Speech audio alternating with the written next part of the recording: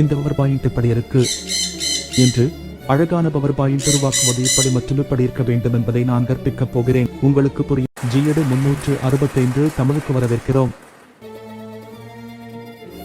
வகையில் முதல் ஸ்லைடை உருவாக்கியுள்ளேன் மற்றும் நான் அடுத்த ஸ்லைடு செயல்முறையை நிரூபிக்கப் போகிறேன்.